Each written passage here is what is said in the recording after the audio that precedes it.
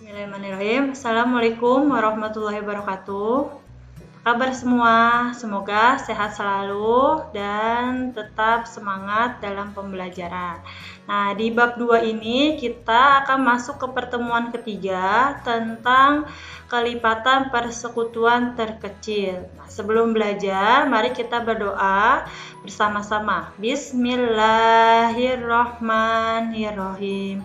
Rabbi zidni ilman warzuqni fahman. Ya Allah, tambahilah ilmuku dan pertinggilah kecerdasanku. Amin.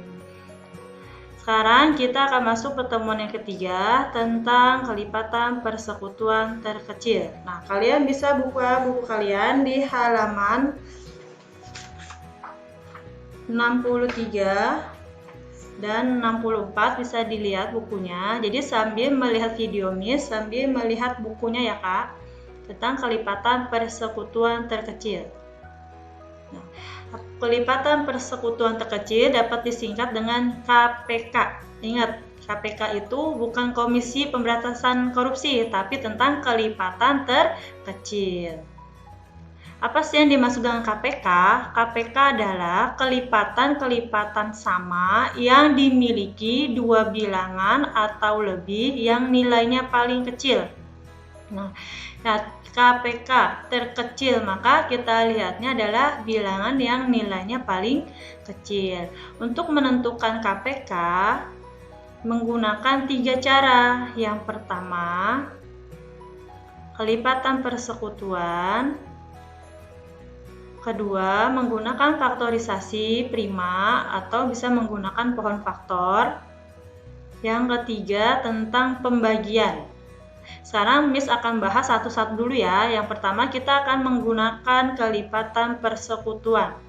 Nah, di pertemuan pertama, Miss sudah menjelaskan tentang kelipatan persekutuan. Untuk menentukan kelipatan persekutuan, kalian harus mencari dulu kelipatan bilangan tersebut. Nah, di sini Miss kasih contoh, tentukan KPK dari 6 dan 8. Maka kita harus mencari dulu kelipatan 6 dan kelipatan 8. Kalau kelipatan itu apa?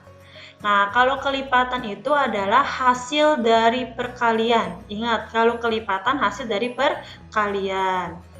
Kelipatan ke-1. Kelipatan 6. Kelipatan 6 ada 6, 12, 18, 24, 30, sampai 80. Nah, 6 ini dapat dari mana? 6 itu dapat dari 6 dikali 1, 6 dikali 2, 6 kali 3, sampai 6 dikali 13. Hasilnya adalah 80. Selanjutnya adalah kelipatan 8. Nah, kelipatan 8 ada 8, 16, 24, 32, 40, 48, 56, sampai 90. Nah, ini perkalian antara 8 kali 1, 8 kali 2, 8 kali 3, 8 kali 4, sampai 8 kali 12 sama dengan 96. Nah, ini masih bisa ke seterusnya ya Kak. Kalau misalnya 8 dikali 15 masih bisa sampai seterusnya, tak terhingga. Langkah kedua, menentukan kelipatan persekutuan. Nah, di sini ada angka-angka yang sudah Miss warna merah. Nah, warna merah ini adalah angka-angka yang sama. Kalau kelipatan persekutuan itu kan kita harus mencari angka yang sama. Nah, angka yang samanya itu ada 24, 48, dan 72. Nah, dari kelipatan persekutuan kita lanjut ke menentukan KPK-nya. Nah, kelipatan persekutuan ini kan ada 24, 48, dan 72. Dari 3 angka ini kita cari yang paling terkecil. Karena mencari KPK, jadi kita cari yang paling kecil. Nah, yang paling kecilnya itu adalah 24. Jadi, KPK dari 6 dan 8 adalah 24. Kita mencarinya dari angka yang paling kecil dan dari kelipatan persekutuan. Nah, untuk menentukan kelipatan 6, kelipatan 8, kalian harus hafal perkalian. Karena kalau misalnya kalian tidak hafal perkalian, nanti untuk menentukan kelipatan ini bisa saja salah. Jadi bisa menyebabkan tidak ada angka yang sama. Nah, kalau tidak angka yang sama, kita sulit untuk menentukan kelipatan persekutuannya dan menentukan KPK-nya. Nah, jadi dapat disimpulkan KPK dari 6 dan 8 adalah 24. Ini mencari KPK menggunakan kelipatan persekutuan. Yang kedua, mencari KPK dengan cara faktorisasi prima. Nah, mencari KPK menggunakan faktorisasi prima itu bisa menggunakan pohon faktor. Nah, kalau menggunakan pohon faktor, kita harus bagi dengan bilangan prima. Ingat, harus dibagi dengan bilangan prima dan dimulai dari angka yang paling kecil dulu. Kalau misalkan angka 36. 36 bisa dibagi 2, berarti dibagi 2 dulu, jangan langsung dibagi dengan 3. Jadi gunakan bilangan prima dan gunakan angka yang dimulai dari yang terkecil terlebih dahulu. Nah, contoh keduanya ini, tentukan KPK dari 36 dan 40. Berarti kita mencari 36 terlebih dahulu menggunakan pohon faktor. Ingat, sebelah kanan sebagai pembagi dan sebelah kiri sebagai hasil. Bisa dibagi 2, hasilnya ada 18. Nah, 18 ini bukan bilangan prima, masih kita bagi lagi dengan 2 sama dengan 9. 9 sudah bilangan prima belum? Nah, 9 ini bukan bilangan prima, berarti harus dibagi lagi sampai menemukan hasilnya bilangan prima. 9 tidak bisa dibagi 2. Nah, kalau misalnya dia tidak bisa dibagi 2, bisa kita bagi dengan angka 3. 9 bagi 3 sama dengan 3. Nah, hasilnya ini sudah termasuk bilangan prima. Kalau dia sudah bilangan prima, berarti kita sudah stop, tidak perlu dibagi lagi. Nah, selanjutnya angka 40. 40 dibagi 2 sama dengan 20. 20 dibagi lagi karena dia bukan bilangan prima. Bagi dengan 2 sama dengan 10. Nah, 10 dibagi 2 sama dengan 5. Nah, kita sudah stop karena 5 ini merupakan bilangan prima. Dan ingat, jangan sampai keliru. Jadi dibaginya itu bukan sembarangan angka, tapi dibaginya hanya dengan bilangan-bilangan prima dan hasilnya pun harus bilangan prima. Sekarang kita tulis faktorisasinya. Ingat, kalau nulis faktorisasinya adalah dari pembagi dan hasil. Nah, ini kan duanya ada 2. Jangan ditulis cuma 1, tapi dua-duanya kita tulis. 3-nya juga kita tulis ada 2. Menentukan semua faktor prima. Jika ada faktor yang sama, maka ambil yang paling banyak. Nah, ini kita tulis dulu faktorisasinya. 36 ada bagi 2, 2, 3, dan 3. Berarti ditulis semuanya duanya. Duanya ada 2. Betul. 3-nya ada 2. Nah, lanjut ke 40. Nah, sekarang kita lihat faktor dari 40, bilangan 40.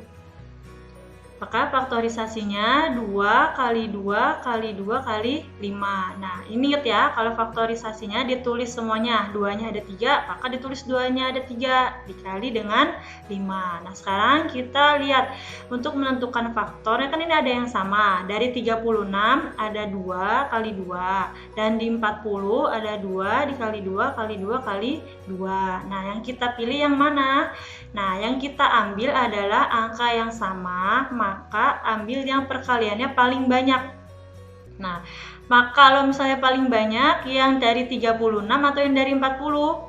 Nah, yang betul adalah yang dari 40 karena duanya itu dia ada 3. Kalau di 36 duanya ada 1. Jadi yang kita pakai adalah 2 kali 2 kali 2. Nah, jadi faktor yang sama dari perkalian paling banyak adalah 2 kali 2. Tapi untuk menentukan KPK bukan dari sini saja, Kak. Kalau untuk menentukan KPK semuanya kita gunakan. Tadi 2 ini kita mencari angka yang sama. Nah, yang sama itu kan hanya angka 2. Angka 3-nya dan angka 5-nya tidak ada yang sama. Tapi tetap kita hitung kalau untuk mencari KPK. Jadi KPK dari 36 dan 40 adalah 2 kali 2 kali 2 kali 3 kali 3 dan kali 5 sama dengan 360. Selanjutnya, menentukan KPK menggunakan pembagian. Nah, untuk menentukan KPK itu bukan hanya dua bilangan. Di contoh ketiga ini, Miss berikan contoh ada 3 bilangan, yaitu 12, 18, dan 24. Nah, menggunakan pembagian, bagilah bilangan 12, 14, dan 24 dengan bilangan prima yang bisa membagi ketiga bilangan tersebut. Nah, misalkan kita menggunakan angka 7. 7 ini bisa nggak untuk membagi 12, 18, dan 24? Tidak. Nah, teruskan misalkan angka 6. Angka 6 bisa, tapi 6 itu kan bukan merupakan bilangan prima, jadi dibaginya menggunakan bilangan prima dan semuanya itu bisa dibagi. Lanjut saja, 12, 18, dan 24 dibagi 6. Bilangan prima yang paling kecil untuk membagi 3 bilangan ini adalah angka 2. 12 bisa dibagi 2, hasilnya 6. 18 dibagi 2, hasilnya 9. 24 dibagi 2, 12. Jadi 2 ini bisa membagi semua bilangan. Nah, ini tiga-tiganya ini bukan bilangan prima. Jadi masih bisa kita bagi lagi. Bagi lagi dengan 3. Kenapa tidak bisa dibagi dengan 2? Karena angka 9 ini tidak bisa dibagi dengan 2. Kita harus mencari bilangan atau angkanya yang bisa dibagi dengan 3 bilangan ini. Nah, 6 bisa dibagi dengan 2, 12 bisa dibagi dengan 2, tapi 9 tidak bisa dibagi dengan 2, maka kita tidak usah menggunakan angka 2. Selanjutnya adalah bilangan prima 3. Nah, bilangan prima 3 ini bisa dibagi dengan 6, 9, dan 12. 6 dibagi 3, 2, 9 dibagi 3, 3, 12 dibagi 3 sama dengan 4. 2, 3, 4. Ini sudah bilangan prima belum? Nah, 4 ini bukan bilangan prima karena 4 ini memiliki lebih dari 2 faktor. Nah, lalu kita bisa bagi dengan angka berapa lagi? 2 bisa dibagi dengan 2, 4 juga bisa dibagi dengan 2, tapi 3 tidak bisa. Nah, sekarang dibagi dengan bilangan prima angka 3. 2-nya tidak bisa, 4-nya juga tidak bisa. Kalau dia sudah tidak bisa semua, maka kita stop sampai di sini aja. Nah, berarti hasil terakhirnya yaitu 2, 3, dan 4. Bagaimana untuk menentukan KPK-nya? Langkah kedua, mencari KPK dengan mengalihkan bilangan pembagi dan sisa. Nih, bilangan pembaginya adalah 2 dan 3. Bilangan sisanya adalah 2, 3, dan 4. Maka pembagi dan sisa ini yang kita akan kalikan semua. Jadi 2 dikali 2 dikali 3 dikali 3 dan dikali 4 sama dengan 144. Ini ada cara menggunakan KPK dengan cara pembagi. Jadi yang dihitung adalah angka pembagi dan angka sisa. Jadi semuanya dihitung. Dihitungnya bukan ditambah atau dikurang, tapi dikali.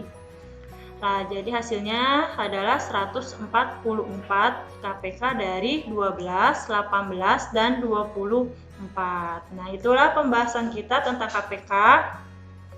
Jadi untuk menyelesaikan KPK ingat ada 3 cara. Yang pertama menggunakan kelipatan persekutuan, kedua faktorisasi prima, dan yang ketiga menggunakan pembagian. Nah, cukup sekian pembahasan Miss tentang KPK. Kita akan ketemu lagi pembelajaran selanjutnya tentang FPB. Nanti bisa dibaca-baca terlebih dahulu tentang FPB-nya. Kalau FPB itu lebih ke pembagian. Ingat ya Kak, kalau FPB itu lebih tentang pembagian, kalau KPK adalah tentang perkaliannya untuk menggunakan kelipatan persekutuan. Dan cukup sekian dan terima kasih. Wassalamualaikum warahmatullahi wabarakatuh.